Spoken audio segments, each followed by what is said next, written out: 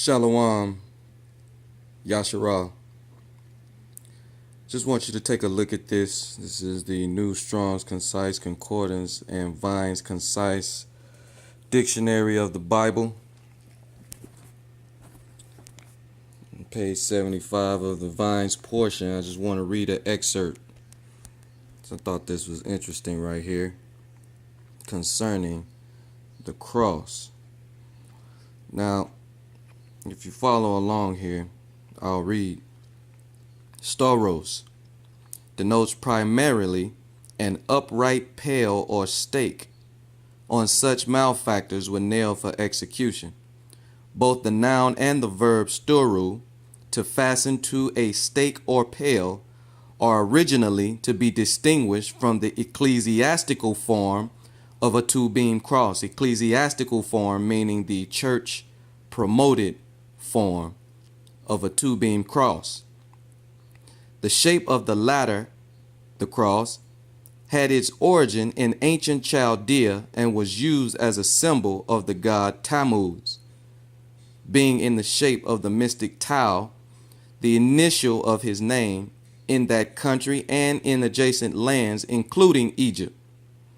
By the middle of the 3rd century AD, churches had either departed from or had travestied certain doctrines of the Christian faith in order to increase the prestige of the apostate ecclesiastical system.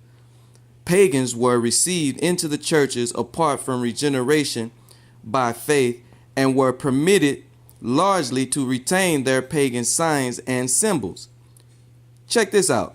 Hence, the tau or T in its most frequent form with the cross piece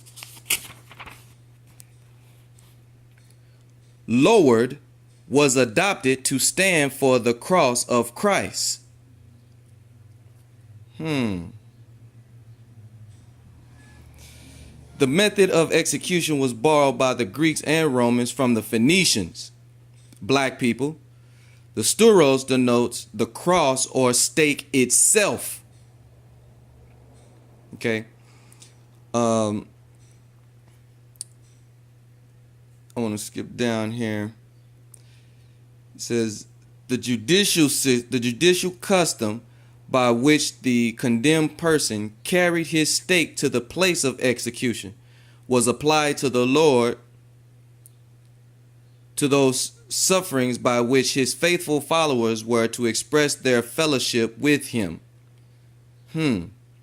So basically, the scholars know that Christ was never crucified on what we believe to be a cross, but he was hung, according to the apostles, on a tree with a stake or a pole, which is what the word stauros,